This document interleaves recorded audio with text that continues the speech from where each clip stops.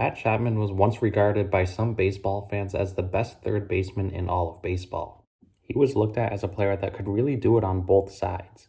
He had 40 home run power and was also considered to be one of the best defensive players in baseball. Now, before we go too far, let's go back to Chapman's high school days. He went to El Toro High School in California, where coincidentally he played with Nolan Arenado. And Chapman was of course a stud in high school as he hit .422 his senior year and ended up entering the 2011 draft. Unfortunately for Chapman, he went undrafted and ended up going to college. After a couple successful seasons at Cal State Fullerton, Chapman ended up entering the 2014 draft where he was drafted 25th overall by the Oakland A's. And moving forward a couple years to 2017, Chapman made his big league debut. And for Chapman, he was a pretty highly regarded prospect as he was Oakland's 4th ranked prospect. And in his rookie season, Chapman played relatively well. He played in 84 games where he hit .234 with 14 home runs and 40 driven in. He played stellar defense, and for Oakland, this is really what they were expecting out of Chapman in his first season.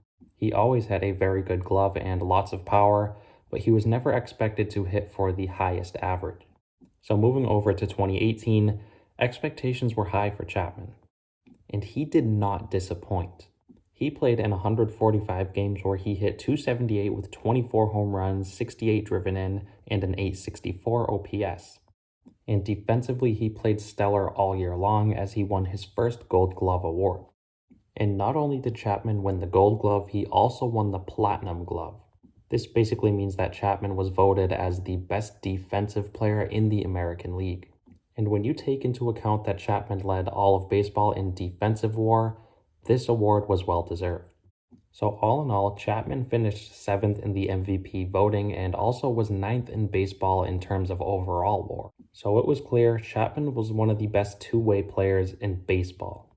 Now moving over to 2019, Chapman was just as good, if not better.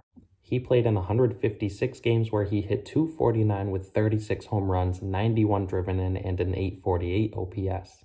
He won another Gold and Platinum Glove and finished 6th in the MVP voting.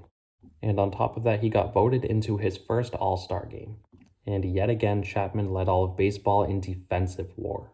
So heading into 2020, Chapman was really regarded as one of the best third basemen in baseball. There were lots of conversations around baseball about who the best defender was. And you would always hear names like Nolan Arenado and Javier Baez come up, but when looking at the numbers, they really pointed to Matt Chapman. So you could really argue that Chapman was the best third baseman in baseball when you just look at the power numbers this guy was putting up along with the elite defense. So in 2020, expectations were at an all-time high. And unfortunately for Chapman, this was a season to forget. Chapman only played in 37 games where he hit .232 with 10 home runs.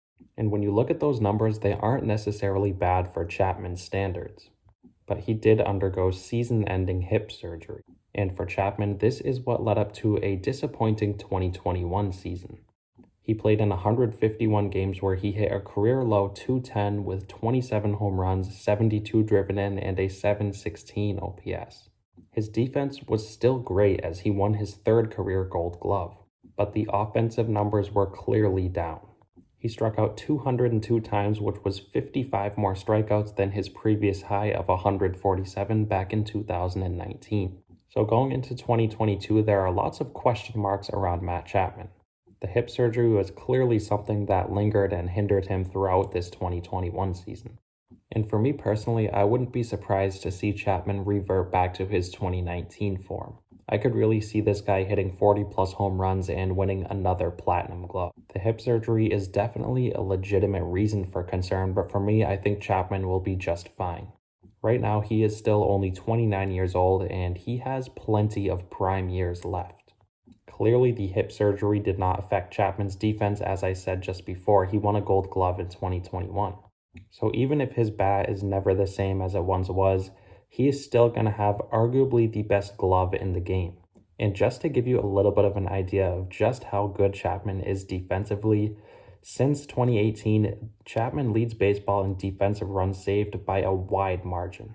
He has 63 defensive runs saved since 2018, And next up on that list is Nolan Arenado and Javier Baez, who are both tied in second with 54.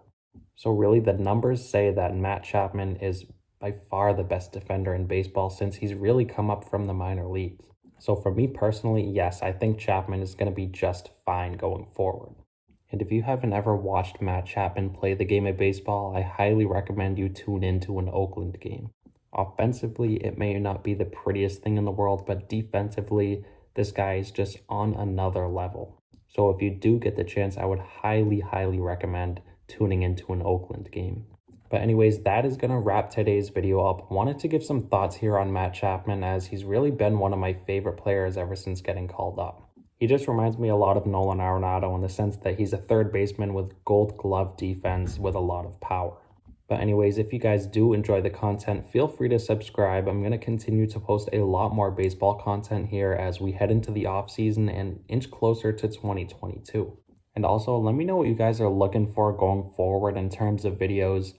Let me know whether it be rankings, rumors, anything like that. I'd love to see what you guys think down below. So thank you again so much for watching, and I'll see you next time.